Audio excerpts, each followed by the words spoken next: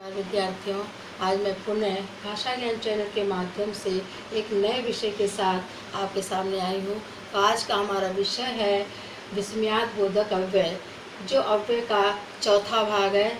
इसके साथ ही एक और अव्यय हम लोग पढ़ते हैं, वो निपात है। इसके बारे में बताएंगे। तो पहले बताते हैं आपको विस्मयाद बोधक अव्यय।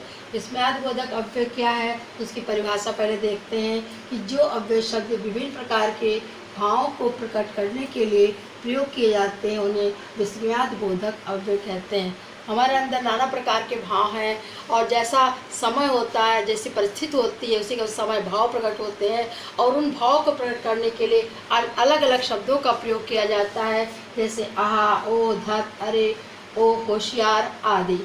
अब इसके 8 भेद हैं। आप भेद को हम उदाहरण से समझ लेते हैं तो आपको पूरी बात समझ में आ जाएगी। इसके 8 भेद है। पहला है हर्षबोधक, से वाह क्या छक्का मारा। वाह शब्द जो है प्रसन्नता का बोध करा रहा है, इसलिए इसको हर्षबोधक अव्यय कहेंगे।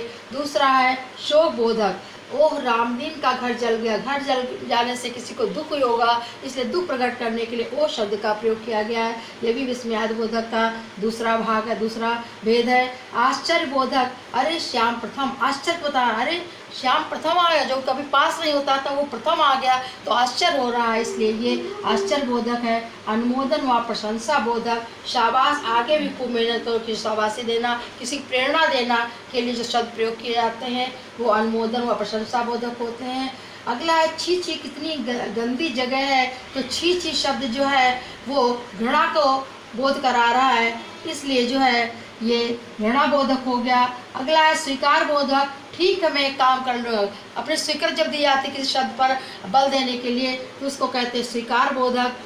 और अगला है चेतावनी, सावधान, आगे सड़क ठीक नहीं है ना, होशियार रहो, आगे मत जाओ। इस तरीके के जो शब्दों का प्रयोग किया जाता है तो ये चेतावनी बोधक अव्यय कहलाते हैं। और लास्ट है आपका संबोधन, सुनो या अरे उधर मत जाओ। किसी को संबोधन करके जब कोई बात की जाती है तो वहाँ पर संबोधन विस्मयाद बोधक अव्यय होता है। इस प्रकार से 8 भेद हमने विस्मयाद बोधक की सीखे।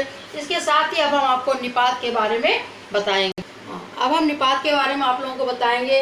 तो पहले देखिए निपात किसे कहते हैं। निपात भी एक अव्यय होता है। बहुत कम शब्द हैं जो निपात के लिए प्रयोग किए जाते हैं।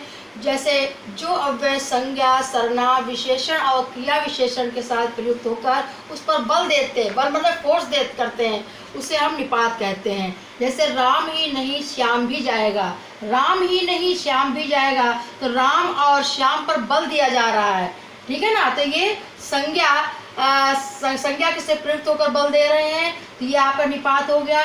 दूसरा है हमें नहीं उनको ही जाना है, तो यहाँ देखिए उनको सर्वनाम पर ही बल दे रहा है, तो ये भी निपात हो गया।